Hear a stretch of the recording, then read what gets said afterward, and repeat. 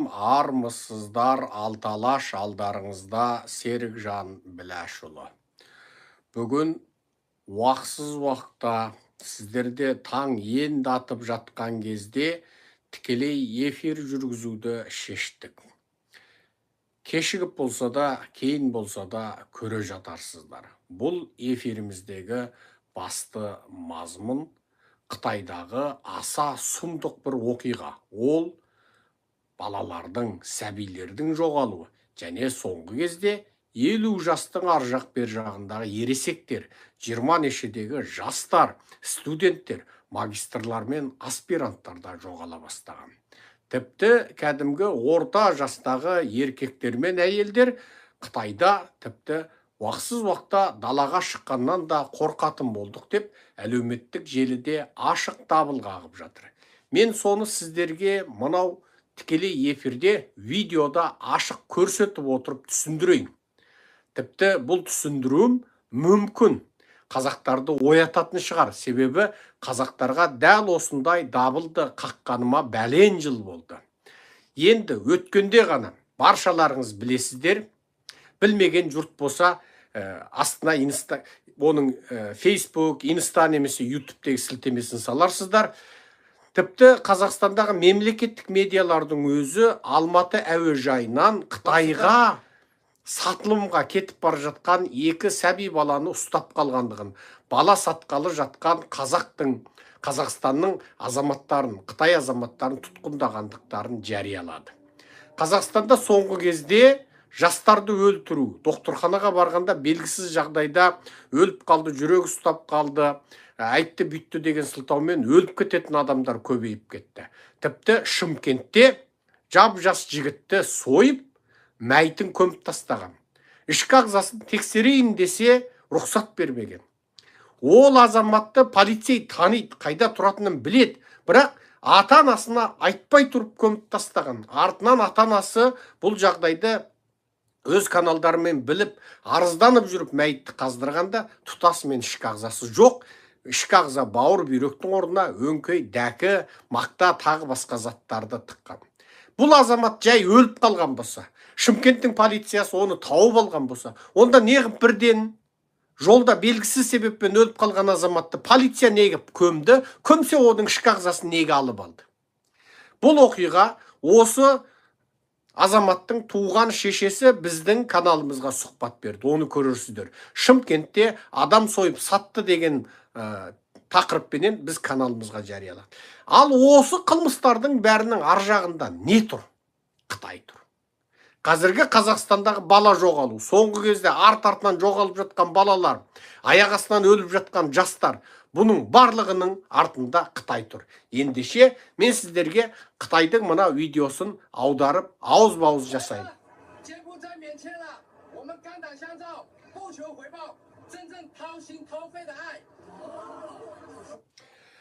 Айналайын қалың елім, дейді, мынада айтады. Айналайын қапқара Қытайларым, Камбоджа менен Қытай ортасында визасыз режим орнады дейді. Былайша айтқанда Қазақстаннан кейін Камбоджа визасыз режим бопты. Міне бұл нағыз өкпемен бауырын жұлып беретіндей, таушин тауфи деген сөз жүрегін жұлып, өкпесін жұлып беретіндей достық қой дейді. Әдетте Қытайда таушин тауфи деген, тау деген жұлып алу, бір нәрсені жұлып алу.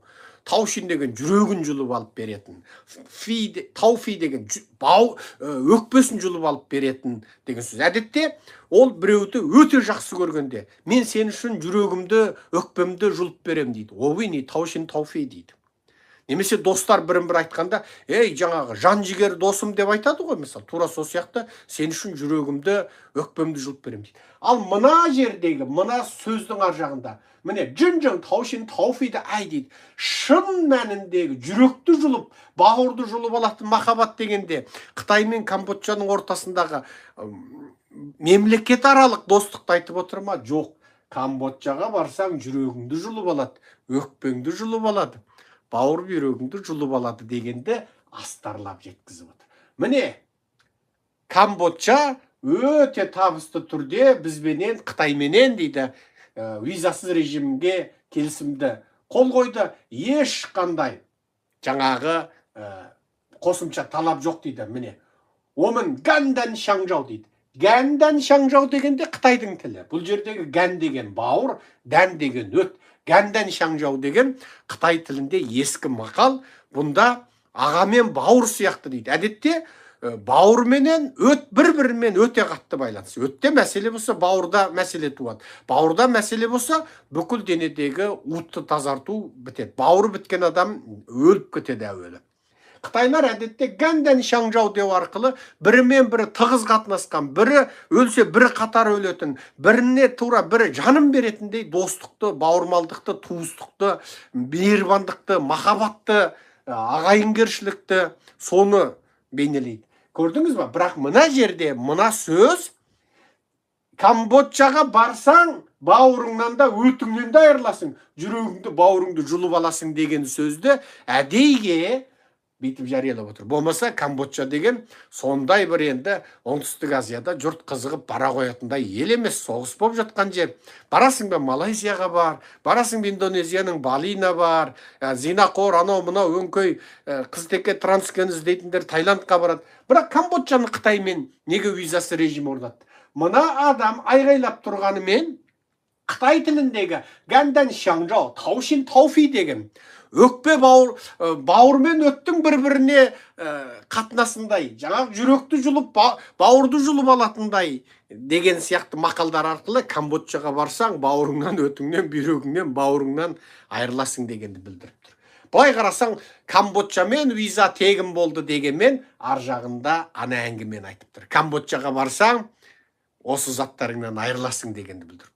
Неге? Қытайда айта алмайды ғой бір нәрсені. Әлеуметтік желіде міне алдың күні бір күнде Шанхайда 90 мың аккаунтты бұғаттапты. Неге? Ойбай, жұмыссыз қалдық, үйдің кредитін төлей алмадық, жаңағы дүкеніміз жабылып қалды, әйтік қалды, битік қалды деп Қытайда экономиканың жаңағы күйрегендігін айтатын. Жаңағы ол бүкіл Қытай күйреді деп жатқан жоқ қой, өзінің қиын жағдайын. Міне менің саудам жүрмей қалды, компаниям жабылып қалды, әйтік қалды, битік қалды деген адамдарды сендер мына Қытай туралы теріс ақпарат тараттыңдар деп жауып тастаған. Анығында оның дүкені жабылғаны, рестораны жабылғаны, қонақ үйі жабылғаны, мысалы бұрын көлік жүргізсе онысы жабылған, бұрын такси компания құрса онысы жабылғаны, мысалы бұрын туризм ашса онысы жабылған, бәрі шындық.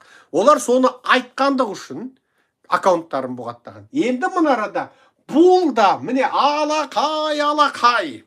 Камбоджамен визасыз болдық. Камбоджамен біздің қатынасымыз бауырмен өттің қатынасында. Яғни өте тығыз. Камбоджа дегенің мен біздің махаббатымыз тура жүректі жұлып, бауырды жұлып алатындай қатынас деген мақалды айтқанымен, анығында бауыр, өт, бүйрек бәрінен айырыласың Камбоджаға барсаң дегенді білдіріп тұр. Қытайдағы интернет цензурасынан туған жаңалық мұнау. Енді қараңыздар ары қарай. 南京一名17岁的女孩去图书馆却失去了踪影。 Нанкин қаласында дейді, Нанжин қаласында дейді. 17 жастағы бір қыз әлеуметтік кітапханаға барғаннан кейін жоғалып кеткен. Ары қарай жоқ. Жоқ. Міне, тыңдаңыздар. 一名15岁的女孩去寄个快递也失联了。 15 жастағы бір кішкентай қыз дейді, келген тез жолдаманы, ана парсель дейміз ғой, поселка тез жолдаманы жеткізілетін пошталық. Соны алуға түсіп кетіп, сол беті жоқ дейді. 一名14岁的男孩下楼扔个垃圾也消失。 14 жастағы бала дейді, үйдегі қоқсықты лақтыруға, қоқыс жәшігіне тастауға кетіп, сол бет ол да жоғалды дейді. 你有没有发现最近有很多青少年突然失踪的情况？ Сіз байқадыңыз ба? Жуырдан бері дейді, жастар мен жасөспірімдер тұтқиылдан аяқ астынан жоғала бастады дейді.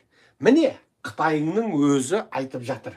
好消息真是扎堆的来呀！俄罗斯刚给咱开了免签的门，柬埔寨呢就立马接力。 Жаңа жақсы хабарлар бірінен кейін бірі келіп жатыр ғой. Қараңдаршы дейді. Орыс пенен Қытай визасыз тәртіп орнатып еді, енді аяқ астынан Камбоджа бізге визасыз тәртіп орната қапты дейді. 对咱们免签，朋友多了路好走，柬埔寨对咱们那真是掏心掏肺的好。 Дос көбейсе әрине жол жақсы ғой. Досын көбейсе өрісің кеңейеді. Бірақ Камбоджа бізге таушин тауфиді хау дейді. Жүрегіңді, бауырыңды жұлып алатындай жақсы ғой дейді. 肥料一个缺汽车配件，这热情的程度简直 бейне машинаның запчасын ауыстырғандай дейді. 年底旅游冲业绩。 Бұл бейне жыл соңында дейді. Мынау жаңа видеолар. Жыл соңында жылдық жаңағы годовой отчет жасауға керек болған сияқты дейді.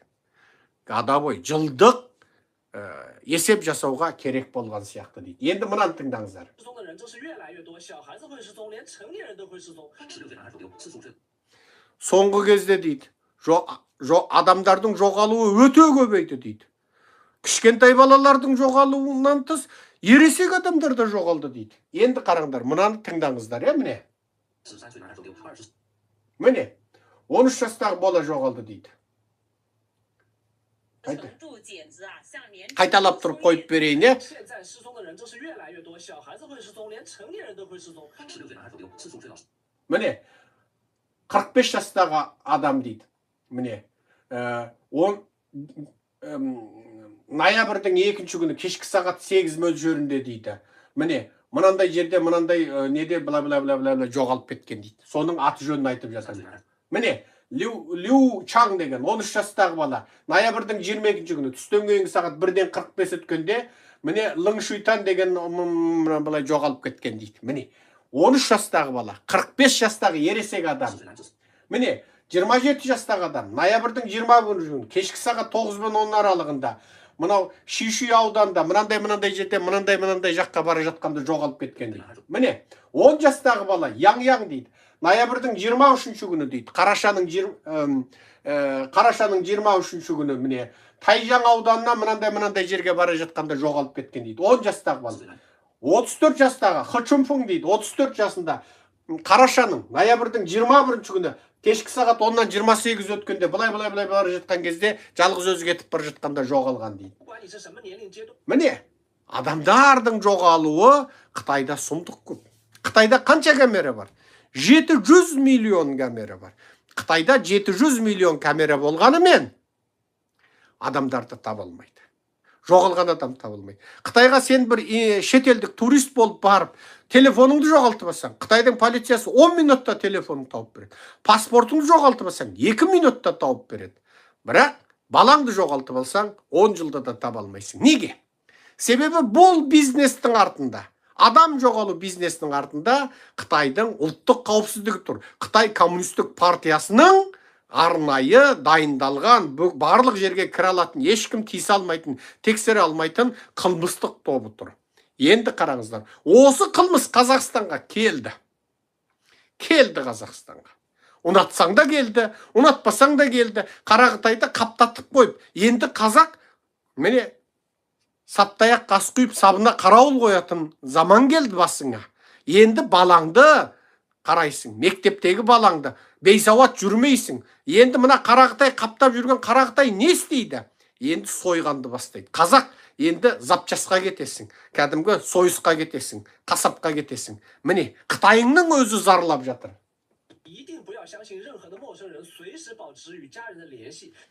Сыртқа шықсаң, ешқандай бөгде бейтеніс адамменен жаңағы жұғыспа.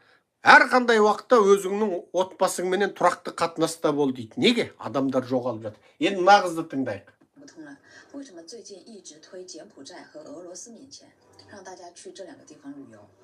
铺天盖地的都是相关的报道，难道我们就没有地方去玩了吗？ Неге жуырдан бері Ресей менен Камбоджаға туризмді жарнамалап кетті? Біздің әлде Ресей мен Камбоджадан басқа баратын жеріміз қалмады ма? Неге бүкіл медиа Ресейге бар, Камбоджаға бар дейді? 去这两个地方，一个是战区，一个是援区。 Біреуі соғыс алаңы дейді, біреуі юанчүй дейді.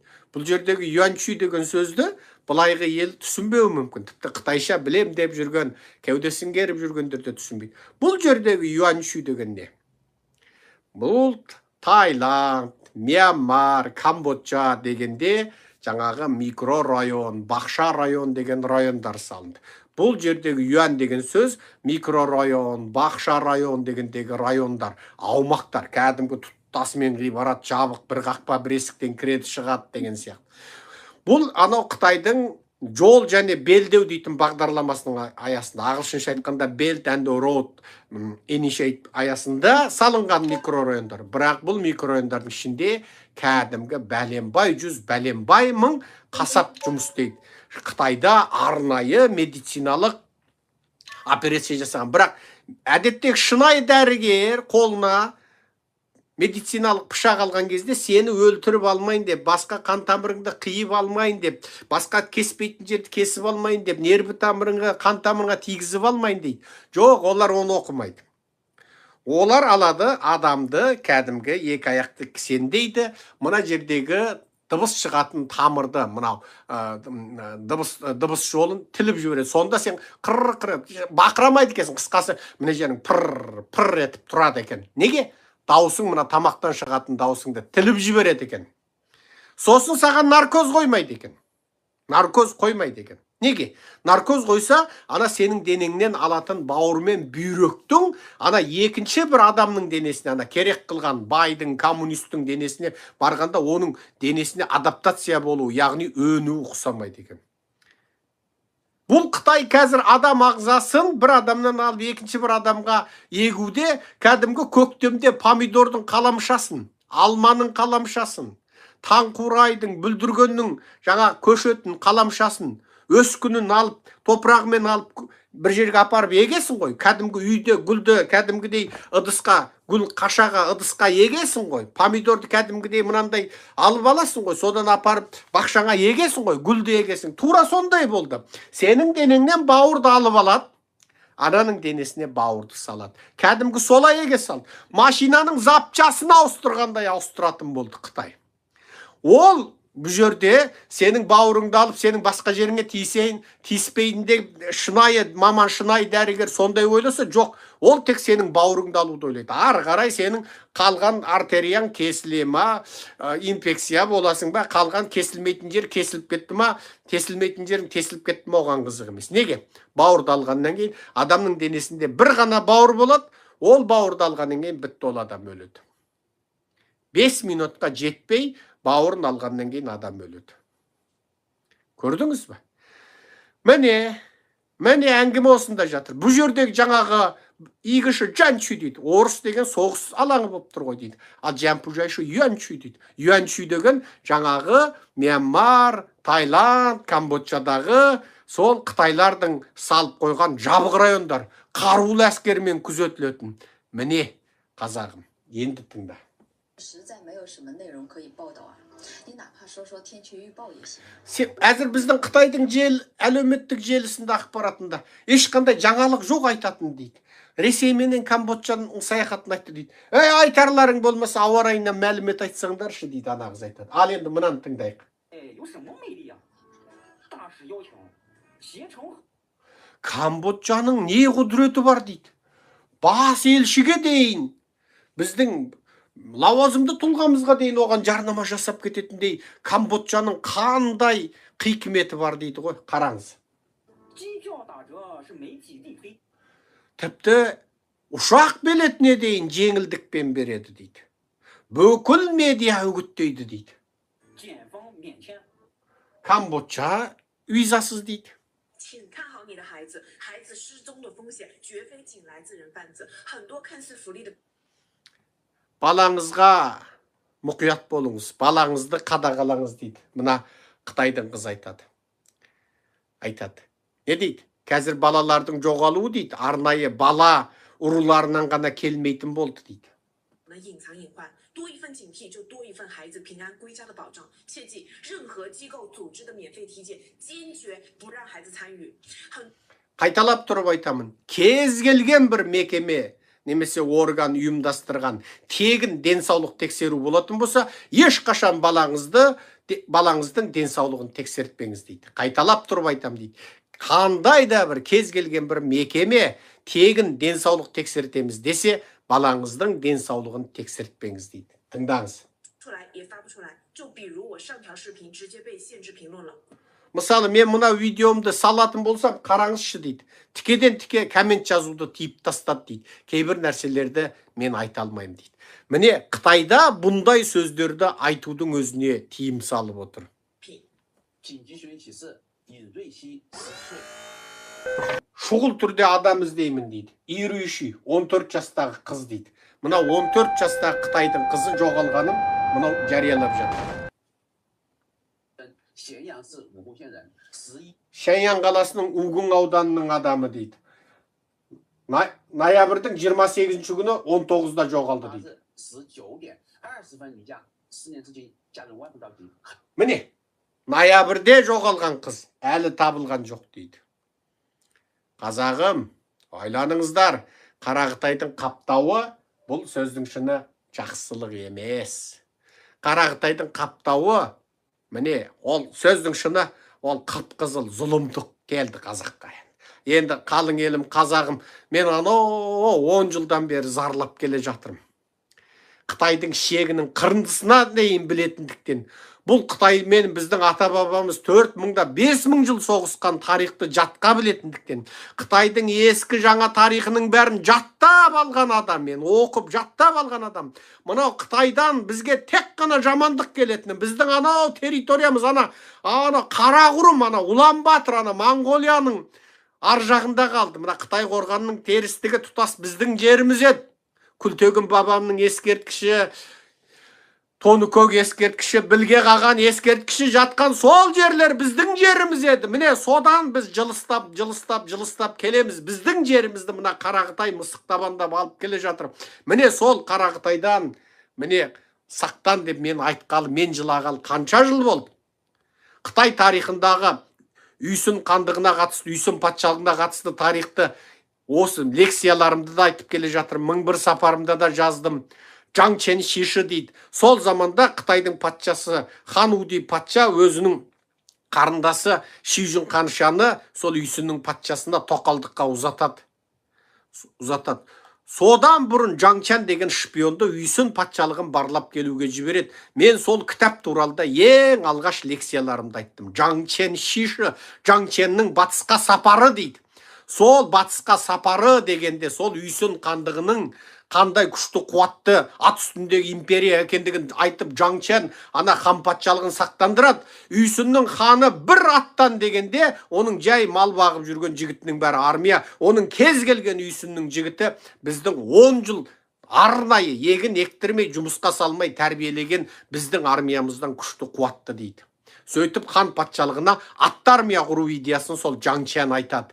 Міне сол жаман Қытай, сол атажау Қытай Үйсін патшалығын ыдыратты. Жаңағы Шижун Қаныша Үйсіннің патшасына тоқал бола алмай, ол оны ержетіп отырған немересіне бере салады. Сосын ол немересіне тиігенмен қоймай, ана өзінің сол бекзадаларды Үйсін патшалығын бір-біріне айдап салып, ең соңында 6 бақан алауыз қып, Үйсін патшалығын құлатты. Бір қатын құлатты Үйсін патшалығын. Бір әскер жау шаппай.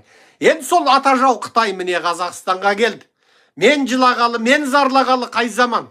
Сол кезде мына оңбаған мына газабектер сөйтті. Қытай қазақ жерінен сауда жасағалы 3000 жыл болды, саудасын жасайды да кетіп қалады деді. Құдай төбесінен ұрсын сол газабектердің. Міне Қытайдың апаты келді қазақ. Енді балаңа сақ бол. Балаңа сақ бол. Жас жігіттер, 20-30-дағы жігіттер, тіпті 50-ге дейінгі адамдар, кез келген бейсауат жүргеніңді Қытай сойып бауыр бүйрегіңді әкетеді. Әр қазақтан $1,000,000 жасайды. Енді бұлар аңшы, сені аң ретінде атып алғандай атып алады. Міне Қытайыңның өзінде 700 миллион камера бар. Әр 2 Қытайға 1 камера бар. Бірақ жоғалған баланы таба алмайды. Мен мына құс екен десем дейді. Қараңдар міне. Мына камераны қара. Мына камера көп дейді. Кішкентай қыстақтың дейді, кішкентай көшесінде дейді, ана қыстақ деген не? Соның көшесінде 20 неше камера тұр дейді. Бір темір бағананың үстінде 27 камера тұр екен дейді. Неге жоғалған адамдар өте көп дейді. Міне, мына видеоны назар салып қараңыздар. Барлық жерде камера бар ғой дейді. Барлық жерде камера бар. Неге адам барған сайын жоғалады дейді. Міне.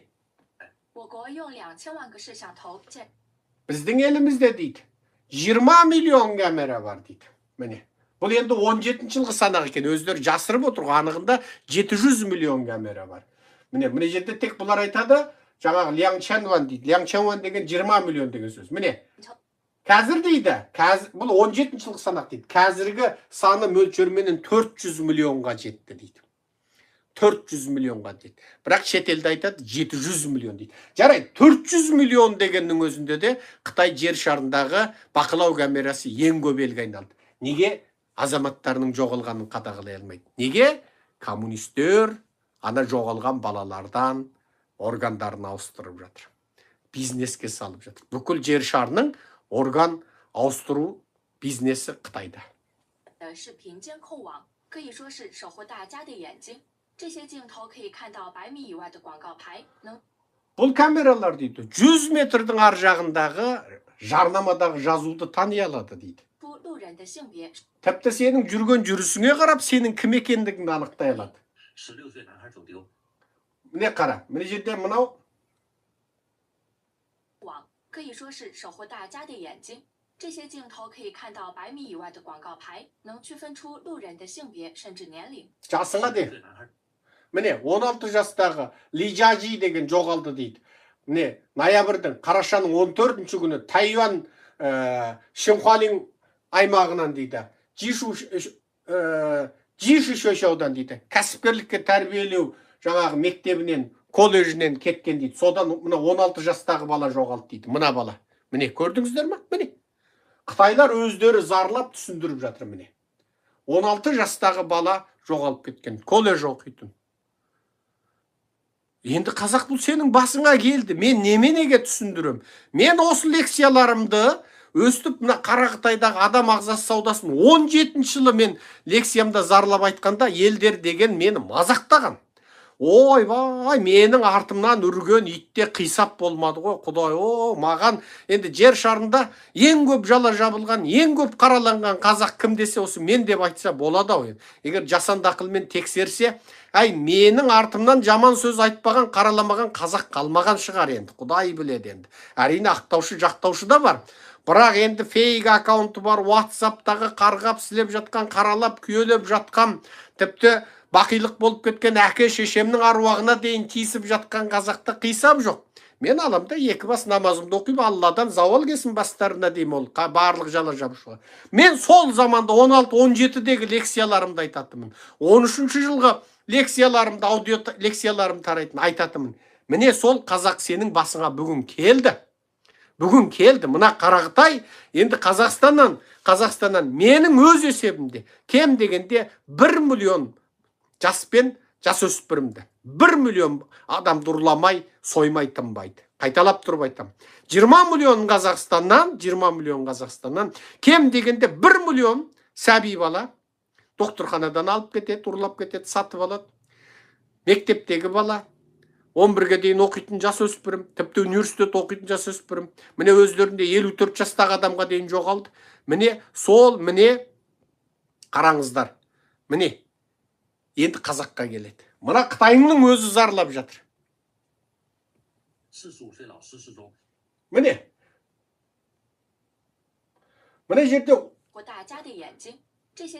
жерде қайтадан көрсетейін.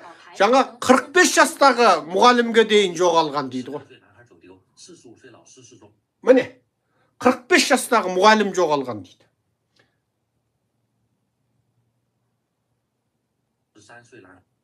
Міне 13 жастағы бала жоғалды дейді. Мынау тез айтты. Міне 24 жастағы бала жоғалды дейді. 10 жастағы бала жоғалды дейді. 34 жастағы бала жоғалды дейді. Бір компьютерді дейді, сауда дүкенде орындыққа қойып кетсең, ешкім алмайды дейді. Бірақ сол орындыққа бала отырған дейді, ол жоғалып кетеді дейді. 现在这世道太乱了，不光小孩子失踪啊，连中学生、大学生、成年人都走失了很多。 Қазір мына заман не заман болды дейді, мына Қызылбасы Қытай айтады. Бұрын кішкентай құрттай балалар жоғалушы еді дейді. Бастауыштың баласы жоғалатын дейді. Қазір орта мектептің баласы, университеттегі оқитын жастар, тіпті ересектер жоғалып жатыр дейді. Міне.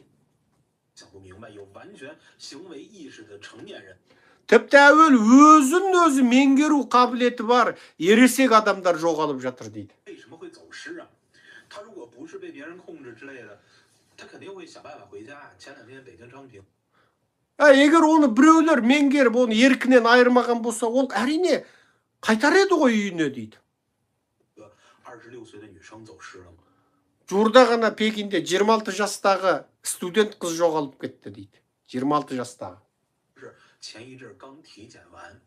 Себебі ол содан бұрын ғана бүкіл денсаулығын тексертіпті дейді. Денсаулық тексереді не болады? Сенің биологиялық, медициналық коэффициенттерің базаға кетеді. Сенің бүйрегің қалай, қан типің қалай, сендегі ана зат қалай, мына зат қалай. Бүкіл сенің денеңде бар заттың бәрі, бауырың, бүйрегің қалай, өкпең қалай. Бәрі кетеді. Міне, анау балаларыңды медициналық тексеретін, тегін тексерем дегендерге жолатпа дейтіннің ар жағында осы әңгіме тұр, қазағым. 所有人记住了啊，不要在晚上在马路上闲逛，不要。 Барлық адамдарға ескертем дейді, мынау Қытай айтады. Кеште дейді, жолда енді қыдырмаңдар, жай қыдырыстап жолда жүргенде доғарыңдар дейді. Кез келген бейтаныс адамның сендерге жолағанын жолатпаңдар дейді, кез келген бейтаныс адамды. Егер біреу бейтаныс адам саған темекі ұсынса дейді, су ұсынса жолама дейді. Мына Қытайда бір дәстүр бар. Мына еркектер бір-біріне кәдімгі бір құрметін білдіргенде темекі ұсынады. Темекі береді, шегіңіз дейді. Бұл енді басқа ешқандай халықта жоқ, Қытайда бар. Біреуді құрметтесе темекі ұсынады. Мында айтады, жаңағы ешкім темекі ұсынса шекпеңдер дейді. Егер бір дейді, жаңағы анау менбаучы дегенімізді не дейміз, анау кең ішінде анау біздегі анау мини-бастар. Сол мини-бастар саған жақындаса дейді, немесе саған қарай, кері қарай шегінсе дейді, онда қаш дейді. Егер сені қан дейді, сондай мини-бастар жақындаса қаш дейді. Мұнан қара. Адам ағзасын беру дейді. Ағзаны беру дейді. Мектепке дейін келді дейді. Неге ағза беруді дейді? Мынау donation жасау, ағзаны donation жасау. Неге мектепке келеді дейді? Қара, мына қыздікін мен қойып берем қазір. Міне. Міне жердегі мына қыздың видеосы мен қайта қойып берейін, е? 为什么不能走进机关单位呢？为什么不能走进医院呢？医生他更了。 Неге мектепке келіп ағзаларыңды беріңдер? Егер кез келген жағдай болса, контрактқа отырып ағзаларымды беремін деген қойыңдар деп мектеп келеді. Неге мекемелерге кірмейді? Неге офистерге келмейді дейді. Тіпті саған керек болса, анау санаторияға кірмейсің ба дейді. Санаторияға кірмейсің ба дейді. Бұл жердегі мақсат не? Мектеп баласының бауыр, бүйрегі, өкпесі, жүрегі үйілжіп тұр ғой. Әлі былғанбаған. Міне соны алады.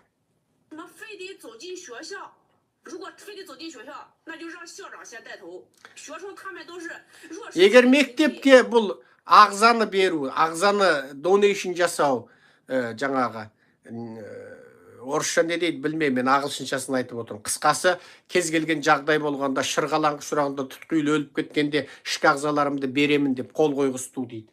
Онда мектептің директорынан бастасын дейді.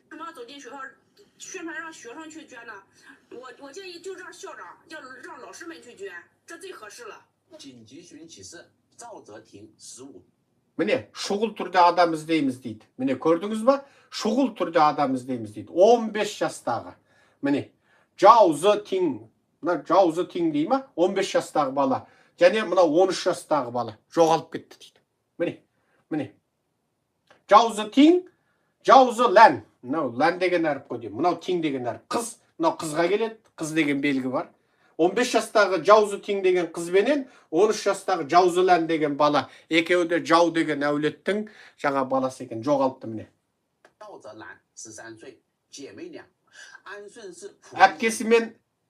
Әпкесімен інісі екен. Аншүн қаласының Пудинг ауданының адамы дейді. Декабрьдің 6-сы жоғалыпты. Декабрьдің 6-сы біз Нью-Йоркте ереуіл өткіздік. Декабрьдің 6-сы біз Нью-Йоркте ереуіл өткіздік. Міне сол кезде, міне бұлар жоғалып кетіпті. Әпкесі мен інісі. 家人万分着急，恳请大家评论转。 Үйдегілер қатты абыржып жатыр дейді. Бүгін қай күн болды? Датасын айтасаңыздаршы.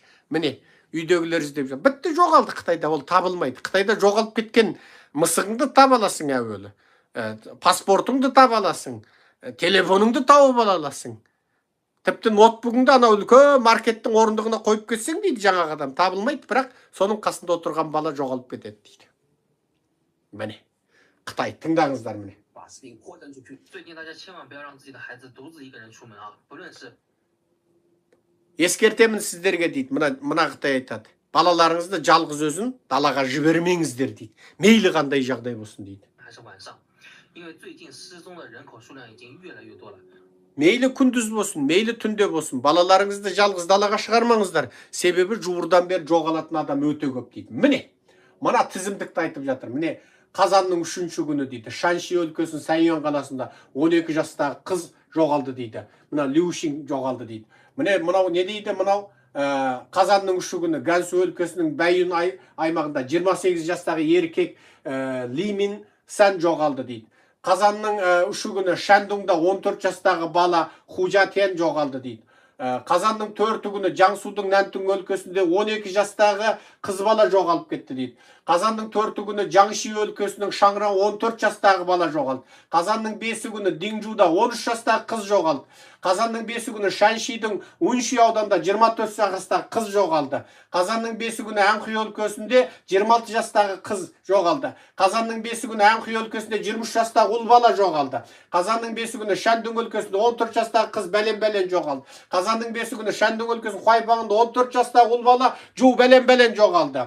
Қазанның 5-і күні Диңжуда 13 жастағы қыз бала Ваң Юйчен жоғалып кетті. Қазанның 5-і күні Шанши өлкесіндегі Шуйшан ауданында 24 жастағы әйел Дуанхуа жоғалып кетті.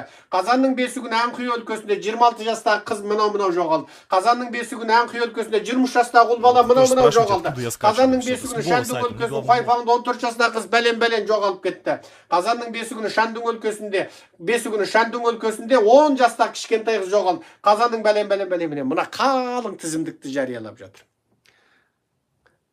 Қазекем, бұның бәрі ойын емес, мынаның бәрі бір аңырап, жылап, зарлап отырған адам. Мен Қытай болса да, ата жоқ Қытай болса да, бұлар бейбіт, қарапайым тұрғындар ғой. Ал бұларды аңыратып, жылатып отырған ет бауыр мына ересек 26 жас, 29 жас, 12 жас, 14 жас, 28 жас, 12 жас, 29, 26, 23, 14, 10, 13, 14.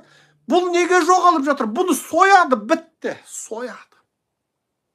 сояды қазақтар. Мына Қытайларға жаның ашиды, адам ғой бұл, кәпір болса да, ата жаудың өкілі болса да адам, бұл қарапайым халық. Ал бұл жерде адамзатқа қарсы жау болып кім отыр? Мына Ши Цзиньпин деген коммунистер отыр. Бұлар адамды сойып, содан ақша жасайды. Бір адамнан $1 миллион жасайды. 1000 адамнан $1 миллиард жасайды. $1 миллиард Путинге беріп не дейді? Суасты сүңгуір кемесі сатып алады. $1 миллиард. Көрдіңіз бе? Қанша зымыран сатып алады, қанша шпион тәрбиелейді. 1000 баланы ұрлап сатып, 1000 баладан $1 миллиард жасайды. $1 миллиард Қазақстандағы Серікжанға қарсы үретін, Атажұртқа қарсы үретін, Қытайшылдарға ақша беріп, үріңдер Атажұртқа, Серікжанға қарсы үріңдер, жала жабыңдар, ойлап табыңдар, фантазияларыңды шығарыңдар. Үріңдер, не десеңдер о деңдер, жамандай беріңдер, ойбай арандатушы деңдер, мықты болсаң елге кел деңдер, ойбай дуңғансың ба, қалмақсың ба, Қытайсың ба, шпион деңдер, жабыңдар, жаптым жала, жақтым күйе деп, $1 миллиард шашады. Сосын Қазақстанда Қытайдан келген қазағы бар, Қазақстанның қазағы бар, алды депутат Абзал Құспан арты, Қазыбек Исасы бар, жаңағы кімеді телеарнада жүретін журналисті бар, Самат Нордыман Нұртазасы бар, Мақсат Толықбайы бар, үреді Серікжанға қарсы. Хабар арнасында отырып сұңқылдайды ғой, Серікжаннан қорлық көрді ойбай деп байынан таяқ жеген қатындар ұқсап сұңқ етеді ғой, сұңқылдайды ғой. Міне, үріңдер деп ақша береді, сатып алады. Сол Берікуәлиге ақша береді. Қытайдың ерні салбырап жаңа, салпауыз Берікуәли күні кеше ғана сол 31-ші телеарнада ма 2000 жылы біз келгенде сол телеарнада жүретін Қытай экспансиясы қауіпті ме деп жаңағы сөйтіп жүрген бір журналист болады, нөбектікті сөбектікті деп жүрген бір журналист бүгін мәнсапқа қолы жетіп, міне бүгін Тоқаевтың әкесінің ескерткішіне гүл қойып, міне сабынсыз кіріп жүр, міне Қытайдан қорқытпау керек, Қытайдан қорқсақ онда айға, Марсқа ұшып кету керек деп, ана Салпауыз Берік сөйлеп жүр. Салпауыз Берік кім? Берікуәли кім? Ол найманизмнің пайғамбары. Кейін оны сен найман пайғамбар боласың деп, оны найман пайғамбар қылып қойған. Сосын ол қалың ана найманның тайпашылдықпен, рушылдықпен ауыратын топастарын айналасына жинайды. Сонымен өзіміздің Берік қой, өзіміздің жігіт деп әлгі қалың найманның зиялысы бар, интеллигенті бар, анау бар, мынау бар айналасына жияды да, сосын ең соңында қайтеді, Берікуәлимен бірге, ана пайғамбарымен бірге, жаңа Тоқайдан басқа құдай жоқ деп, жаңа сәжде жасатады. Міне, сосын тағы бір Албан пайғамбар, сосын тағы бір Керей пайғамбар, Ысты пайғамбар, Ошақты пайғамбар, Адай пайғамбар, ана пайғамбар, мына пайғамбарларды шығарып қойып, оның бәрі айналып кеп Тоқайға сәжде жасайды. Бұл Назарбаев жасақтаған пирамидалық жүйе. Сосын TikTok имам деген пайғамбар шығарады. Сосын ана ұстаз, мына ұстаз деген ұстаздарды шығарады, телеарна құрып береді, $1,000,000 канал ашып беріп қояды. Сосын ана сектабас, Газабек, мына сектабастарыңды шығарып қояды. Сосын қолдан уәгінің бәрін тұлға жасап, ең соңында қайтеді, артына миллион қой дергістеді, қойларды ертіп қасапханаға кіреді. Міне, ал Қытайыңның сиқы мұны. Қытай деген инвестиция дейді. Атаңның басы. Қытайдың инвестициясы керек болса, Америка неге Қытайға санкция жасап жатыр? Еуропа неге Қытайдан қорқып отыр? Алпауыт Еуропа мен алпауыт Америка. Бүкіл дүние Қытайдың ақшасына зару дейді. Ақша керек болса, Америкамен жақындаспайсың бәй, сорлылар, Құдай төбелерінен ұрып қойған, жоғарда отырған құлғытанның тұқымдары тексіздер. Жағымпаздықпен жан сақтап отырған тексіздер. Қазақтың мына ең байлығын тонап отырған тонаушы бандиттер, ақша керек болса, көк қағазды өндіретін Америка ғой. Ақшаның көзі Америкада ғой. Ғылымның да көзі Америкада, өндірістің де, техниканың да көзі Америка. Неге Америкамен жақындаспайсыңдар? Себебі Америкамен жақындассаң, ол бір тиын қайда кетті тексерем дейді. Демократия деген нәрсе бар, сендер Марат Жыланбайды қамама, Бекзат Мақсұтханды қамама. Атажұрт деген ана Қытайдың қылмысын әлемге ашқан 18 еді ғой, неге қамайсың дейді. Америка сөйтіп бастарыңды ауыртады. Сондықтан ана Қытай жақсы. Неге? Қытай саған айтады, $20 миллиард берем, соны сен 60 миллиард қып қайтар. Сен айтасың, маған бәрібір 70 миллиард қып қайтарайын, контракт қол қояйын, қалған ақшаны маған бер дейсің. Міне, қазақтарға $20 миллиард алдық дейсің, Қытай саған 5 миллиардын Дубайдағы есеп шотын аударып береді.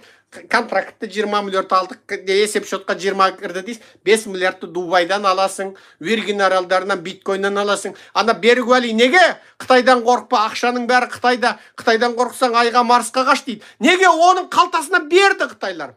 $100 миллион Берікуәлидің қалтасына берді, мәдеп. Ана ақша көрмеген тексіздің тұқыма, ана ақшаны көргенде әкеңді сойып бер десе сойып береді, шешеңді сойып бер десе сойып береді. Неге? Ана Қытай ақша беріп отыр оған биткойнмен. Міне, сондықтан Қытайды дәріптейді. Егер шынайы қаражат керек болса, қаражатты, сондай қаражатты Еуропа мен Америкадан алуға болады ғой. Өткенде ғана, бір айдың алдында ғана лекциямды айттым. Орта Азия және Кавказ, Еуропа жаңағы экономикалық бірлес одақтасу туралы жиын ашылған. Бірақ Қазақстан о жерде шалқақтап кері тартқан. Неге? Неге Қазақстанның энергиясын Ресейді баспай, Кавказ елдері арқылы Еуропаға сатуға Қазақстан құлықсыз? Неге Еуропа менен экономикалық ақша берем, еуро берем деп шытырлатып тұрса, Қазақстан кері тартады? Себебі Қазақстанның диктатор билігіне Еуропаның мәдеп беретін еуросы керек емес. Оған ана Путинге арқа сүйей отырып, ана халықты тонаған байлық керек. Еуропадан керетін, қасына демократия дейтін нәрсе қосыла келген ақша керек жоқ. Еуропамен бизнес жасауға болмайды. Неге бұл диктаторлар? Себебі Еуропамен бизнес жасаса, $100 миллиард контрактты қол қойып, жаңа 80-ді халыққа көрсетіп, 20-ны шетелге аударуға Еуропа көнбейді, контрактты жариялай салады, компания кім, құрылтайшысы кім, оның қанша пайыз алатын бәрін жазып қояды. Сондықтан Еуропамен сауда жасағаннан гөрі Қытаймен, орыспенен көлін-көлі бизнес жасаған біздің қанішер ұрыларға тиімді. Міне мен соны сол кездегі лекциямда аударып отырып, Еуропа Орталық Азияның мұнай газын Кавказ айналдырып, Ресейді баспай, алуға құлықты екендігін, инвестиция салуға құлықты екенін айтқанда да Қазақстанның одан бас тартып отырғандығын мен тікелей эфирімде аударып отырып жариялағам. Міне, тыңдаңыздар. Ал міне көріңіздер. 10月份的数据就吓死人，小到几岁的孩子，大到几十岁的成年人都 Қарашадағы ақпараттар тіпті қорқынышты дейді. Мен қарашадағы ақпаратты аударып берейінші, мынау өте тез екен. 还是晚上，因为最近失踪的人口数量已经越来越多了，光10月份的数据就吓死人，小到几岁的孩子，大到几十岁。 Қарашадағы ақпарат тіпті қорқынышты дейді. Кішкентайынан бірнеше жастағы баладан үлкеннен тіпті орта жастағы адамдарға дейін жоғалып жатыр дейді. 都在纷纷失联。 Барлығы жоғалып жатыр дейді. 晚上的时候，村里或者一些偏僻的小路上， Кеште дейді, ауылдарыңда дейді, қыстақтарыңда бір шеттеу жолдар болса, ең жақсы жүрмеңдерші дейді. 外地牌照已经没有牌照。 Егер мынандай көліктер болса дейді, мынау минибас сияқты, артында номерлері болмаса дейді. Артында көліктің нөмірі болмаса дейді. Немесе сырт жерлердің номерлері болса, жоламаңдар дейді. 这种货车有多远就躲多远，因为 Бұндай көліктерден дейді, қанша қашсаңдар сонша қашыңдар дейді. Көрдіңіздер ме? Жаңа біреу айтып жатты, не дейді? Машиналарын тұтасыменен ламинировать еткен дейді. Қап-қара, ішінде не болғанын көре алмайсың дейді. Қазақстанда да мынау Қытайдың ламинировать еткен Қытай нөмірлі көліктер көбейді. Қазақстанда да қазір нөмірсіз жүретін көлік көбейді. Бәрі Қытайдікі. Абайла қазағым. Қасапшылық басталды Қазақстанда. Қытайдың аңшылығы, Қытайдың қасапшылығы Қазақстанда басталды. 就怕万一嘛，你不知道里面是什么情况。反正我觉得最近这段时间大家就尽量减少外出，如果要出去也尽量结伴而行，去人多的地方。 Адамдар мүмкін болатын болса сыртқа шықпаңдар, аз шығыңдар. Егер сыртқа шығу керек болса дейді, топтасып шығыңдар дейді. Қауіпсіздік бір. Жуырдан бері мына өнер жұлдыздары дейді.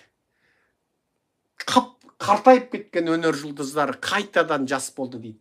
Мынаның алдындағы әне біреу билеген кім еді? Джет Ли деген Қытай еді. Джет Лидің осыдан бірнеше жыл бұрынғы видеосы бар. Тілім, әжім, қатпар қатар, өрмекшінің торындай қатпар. Өрмекшінің торындай қатпар. Сөйтсе оның бауырында рәк бар екен дейді. Ал ол қатпар болды, ол Тайванға барып, ами таба деп буддизмді күттеп кеткен болатын Джет Ли. Енді жаңағы видеода көрдіңіз, ойнақтап тұр, жап-жас жігіт құсап. Неге? Неге? Бауырды ауыстырады. Тұтасымен аны денеге өзінің қан типімен бірдей су жаңа жастардың қанын толық құяды екен. Өзінің ескі қанын алып тастап, жастардың қанын құяды екен. Қанды толық ауыстырған кезде адам жасарып кетеді екен. 50岁等相关话题的发酵，近年来大陆大批青少年。 Міне, мынау жаңағы ана Пекин телеарнасының атақты жүргізушісі. Неге жас? Міне қараңдар, мен Джет Лиді қойып берейін.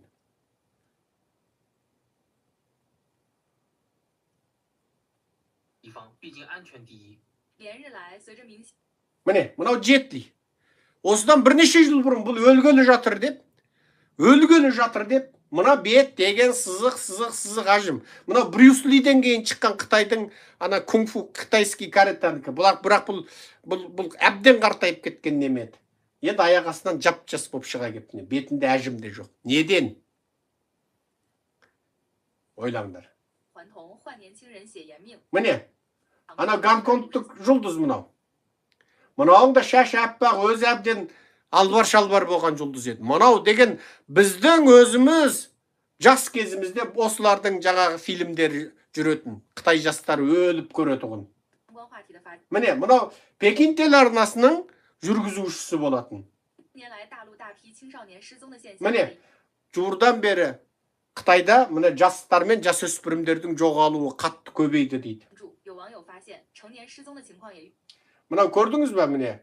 Мынау Хаудахан ба, Удахан ба? Хаудахан. Міне, кішкентай аты Арзы дейді. Міне жоғалып кетіпті міне. Көрдіңіз ба? 97 жылдың қыз екен. 97 жыл қарашаның қыз екен. 2007 жылы июнь айының 5 күні түстен кейін жоғалып кеткен дейді. Сол кезде 10 жаста екен, әлі табылмапты. 2007 жылдан Міне 2025 жылға дейін 18 жылда бұл табылмапты міне. Енді қара. Міне. Мынаның бәрі баласы жоғалған Қытайлардың жаңа жиналып алып көшеде өздері ұйымдасады, ұйым құрады.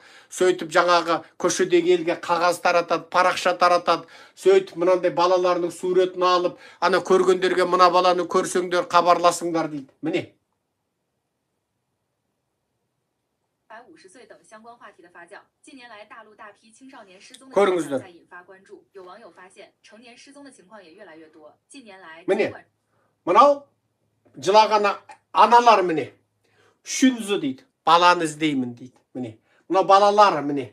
Мына Люйо деген баланы іздеймін, мына бірдеңе деген баланы іздеймін де бәрі суретін көтеріп аптыр. Қазақтар, менің сөзімді тыңдамасаңдар, мына зұлым Назарбаевтық, Тоқаевтық мына қылмыстық жүйені аудармасаңдар, ертең қазақтар 100 мыңдап балаларының суретін көтеріп, мына жылаған, аңыраған Қытай құсап бәрің аңырап жүретін боласыңдар. Осы мына жылаған, аңыраған Қытай міне жылап жүрген болса, ертең қазақтар жылайсыңдар. Себебі мына зұлым билік сенің балаңды қарамайды, іздемейді. Жоғалды ма, бітті үніңді өшір. Біз ұрлап алайық. Біз мына байлықты тонап алайық, Дубайға қашып алайық. Оғанға дейін дейді міне. Басат, жабат міне. Міне. Міне, мынау, міне. Қытайдағы жиналыстар, халық өздері жиналып жаңағы міне. Шүнзі Фумутуан дейді міне. Балаларын іздейтін ата-аналардың тобы деген топ жасақтап алған міне. Көрдіңіз ба? Міне. Хуайин Бауби Хуйжа дейді. Бауби деп балаларын айтады жаңағы. Сүйіктім, тәтті қошақанымның үйге қайтқанын қарсы аламыз, күтеміз деген сөздер міне. Міне. Қазір соңғы кезде дейді. Қытайда балалар мен жастардың жоғалуы кеміген жоқ дейді. Күннен күнге артып жатыр дейді. Міне қараңдар. 87 жылы майдың 25 туған жоғалғаны 93 жасында, 93 жылы наурыздың 29 жоғалыпты. Міне қараңыздар, 6 жасында жоғалған. Мынау да жоғалған. Міне қалың жоғалған бала.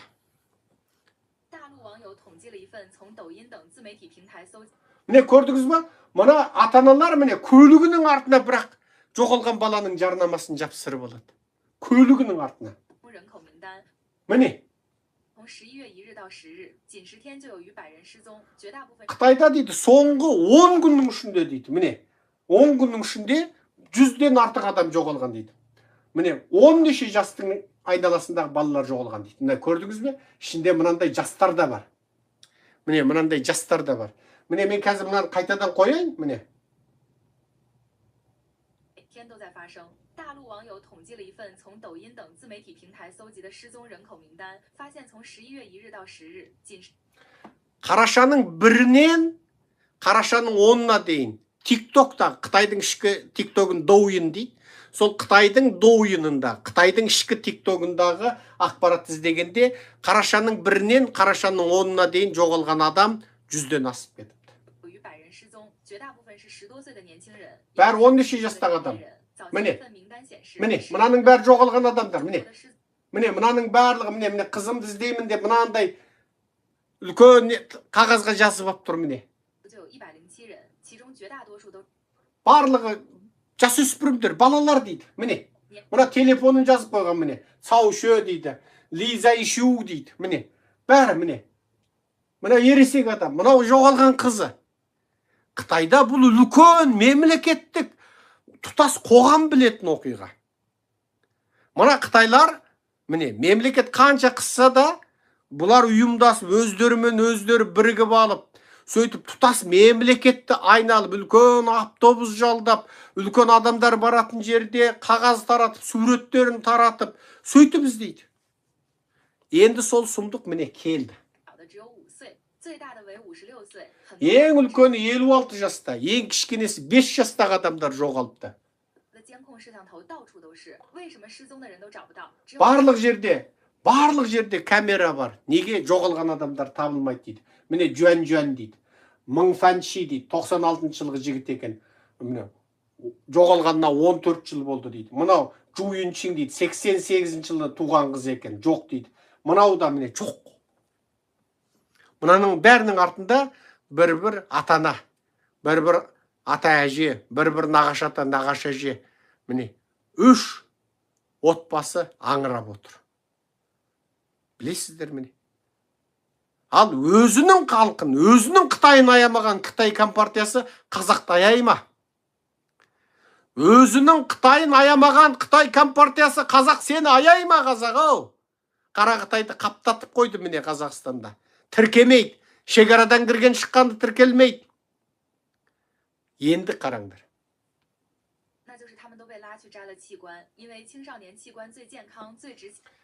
Бір ғана нәрсе түсінікті дейді. Соншама камера неге осыны ете алмайды? Себебі олардың барлығы дейді, барып ішкі ағзасын кесіп алып, ішкі ағзасын саудалады дейді. Яғни олар сойысқа кетті, қасапқа кетті дейді. Себебі жастар мен жасөспірімдердің ішкі ағзасы ең қымбат тұрады дейді. Неге? Бүлінбеген, былғанбаған, міне. Ауру әлі меңдемеген, міне. Міне жерде біреу жазып, менің қайынапамды ұрлап кетсеші дейді. Ондай әзіл айтпаңдар. Онда қайынапаңа ана Камбоджаға, Тайландқа путевка алып берсең, өзі-ақ сол жерде ұрлап кетеді. Қызық екен ғой.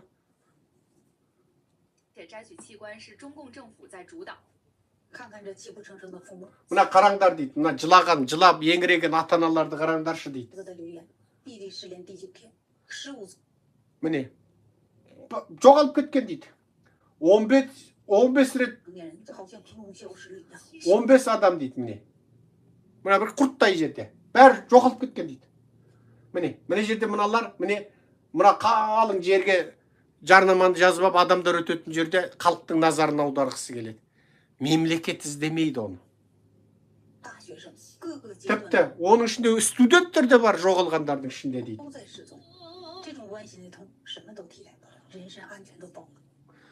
Бұл қасірет дейді. Бұлдай қасіретке дейді. Ешқандай қасірет жетпейді дейді. Адамдардың үміті дейді. Егер бұл жағдайды дейді, тоқтатпаса не болды дейді.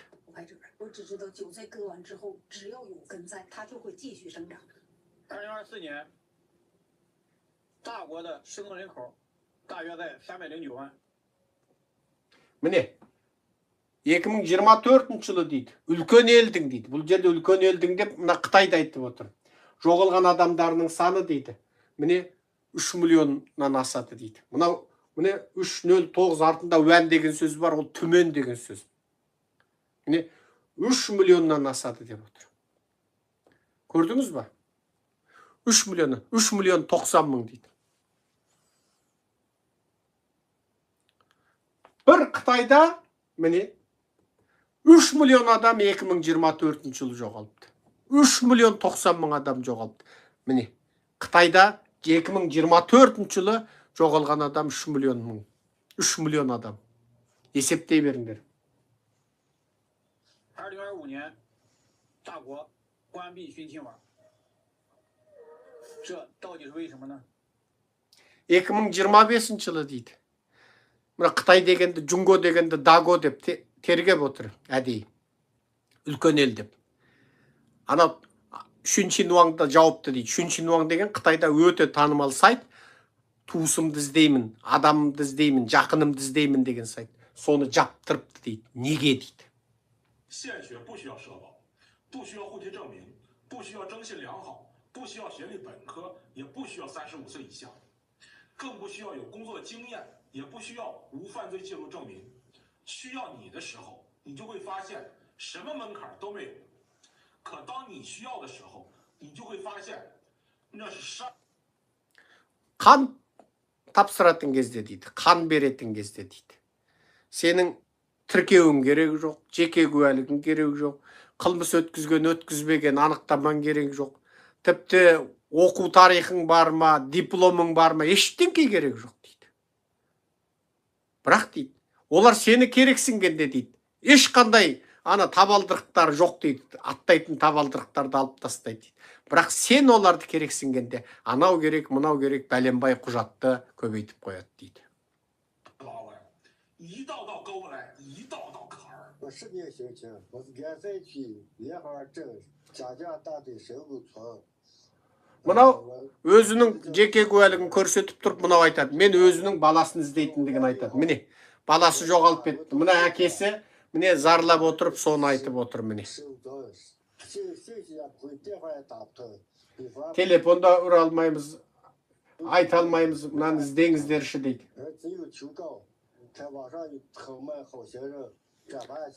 Жақсы ниетті адамдар интернетте, желіде бөлісіңіздерші дейді.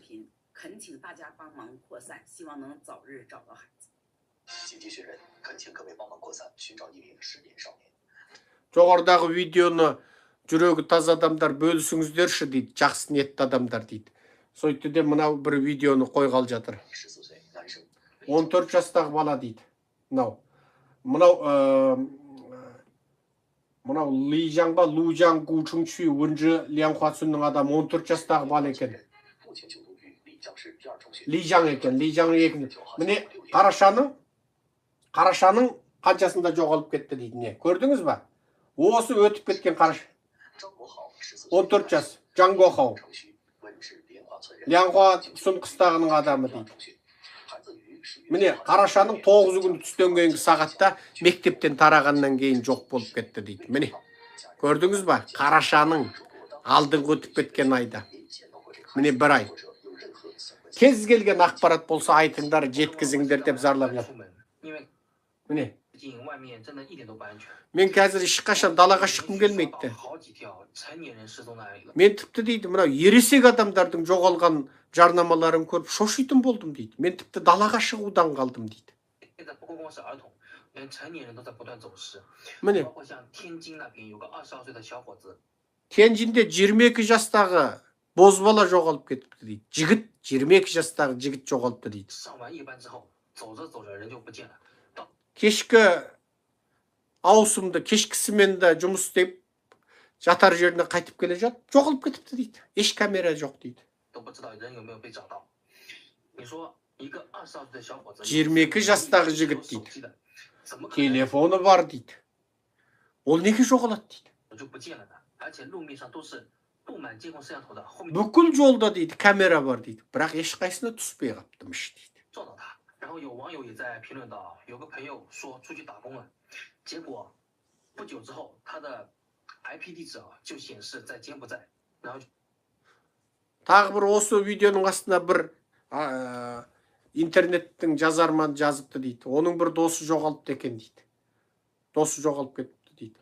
Сол көп болып жоғалып кетті дейді. Бірақ көп өтпей оның IP адрес дейді. Мына Қытайдағы сайттарға коммент жазсаңыз, немесе біреуге жаңа мына WhatsApp сияқты Қытайдың өзінің WeChat-ы бар, TikTok-ы бар, сонда сенің қай жер екеніңді көрсетіп тұрады. Пекиннен хабарлассаң Пекин, Шанхайдан хабарлассаң Шанхай деп тұрады. Анада дейді, жаңа жоғалып кеткен досының IP адресі, телефонның соңғы IP адресі Камбоджа деп көрсетіп тұр дейді.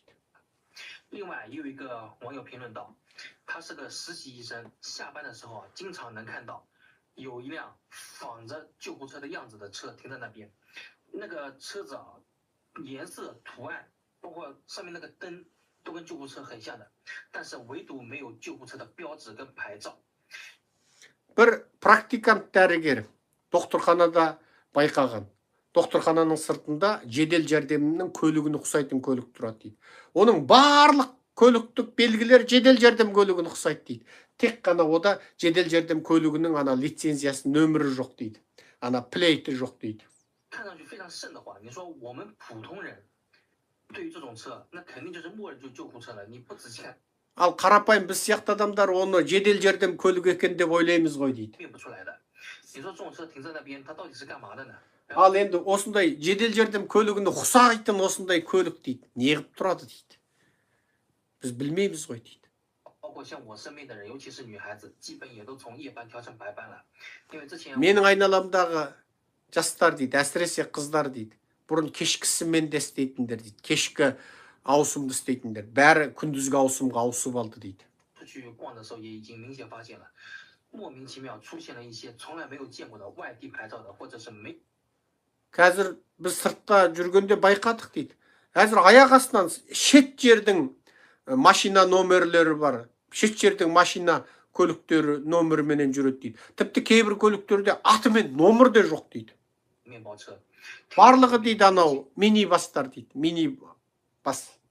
他们的车窗是全黑的，你压根看不到里面。 Олардың терезесінің барлығы қап-қараңғы дейді. Үлдірленген дейді. Қара, сырт ішін көрсеткізбейтін, үлдірмен үлдірлеп тастаған дейді. Көре алмайсың дейді. 你说一个小姑娘如果上班上到11、12点，回家的路上突然出现这样一辆面包车，你慌不慌？ Егер бір қыз дейді, кешкісімен де жұмыс істесе дейді. Сосын 11-12-де үйіне қайтып бір жолда осындай бір мини-бас қасыңа келіп тоқтай қалса дейді, мини-автобус. Шошисың ба дейді. 最近大家晚上尽量是不要出门了，你要出去什么？ Кеште түнде жүрмеңдер далада дейді. 你尽量也是白天出去，然后最好结伴而行。 Ең жақсы күндіз жүріңдер далада дейді. Ал жүрсеңдер де дейді, топтасып жүріңдер, жалғыз жарты жүрмеңдер дейді. 你一个成年人就安全了，然后尽量也是去人多的地方。 终结旅游年的举办。 Мен енді осы лекциямды осы жерге дейін сөйлейін. Шаршап кеттім, шөлдеп те кеттім. Бұл менің мынау Қытайдағы сұмдық жағдайлар туралы сөйлеген осы 3 күннің ішіндегі 3-ші лекциям. Бірінші лекциям YouTube'те тұр. Еуропа, Америка бөлінді, НАТО жіктелді деген лекция, бірақ онлайн сұрақ-жауап бөліміне келген кезде Қытай туралы сұрағанда мен Қытайдағы экономикалық дағдарысты, құлдырауды, Шанхайдағы жабылған зауыттар, өндірістер, дүкендер, ресторандар, қонақ үйлер, сауда дүкендері, бизнес ғимараттары, соның барлығын зар-зар етіп жылаған қытайларды мен көрсетіп, аударып отырып түсіндірдім. Ол осы YouTube'те міне бір күн бұрынғы менің тікелей эфирімде тұр. Әлгінде осыдан бір сағат, 2 сағат бұрын Алматыда түнгі сағат 4-5 мөлшерінде мен Фейсбукте латын жазуындағы Серікжан Біләш аккаунтында мынау Пекин қаласындағы қаржылық дағдарыс туралы зарлап, сөйлеп, жылап еңіреген қытайларда өстіп аударып сөйледім. Мына YouTube'імде міне 3-ші видеом, мынау Қытайдағы адам жоғалу құбылысы туралы сөйледім.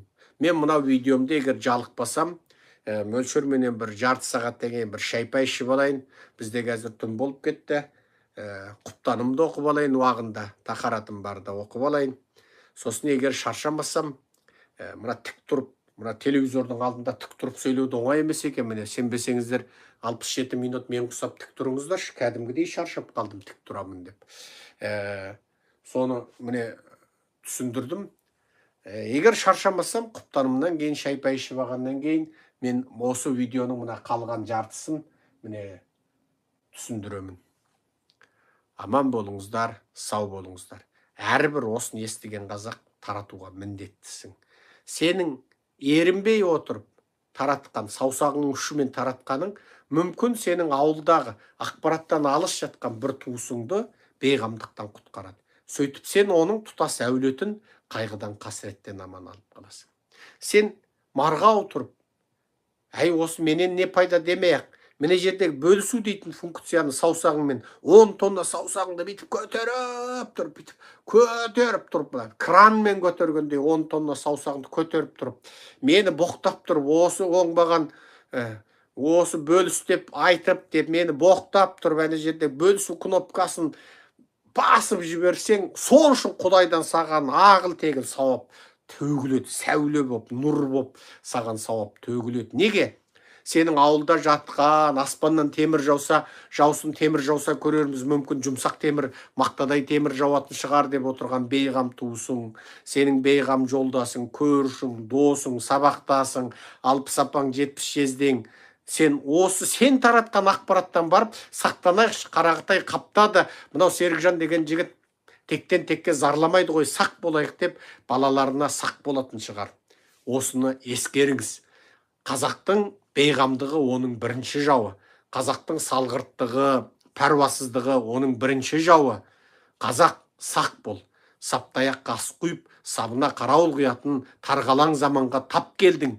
Еліңді билеген өңкөй ұры-қары, қарақшы, тонаушы болды. Мына қазақтың жауы қазақты билеп отырған тар заманға, кер заманға тап болдың. Енді өзіңе өзің сақ болмасаң қиын. Ата жау қойныңа да, қонышыңа да кіріп алды. Сені тек өзіңнің сақтығың құтқарады.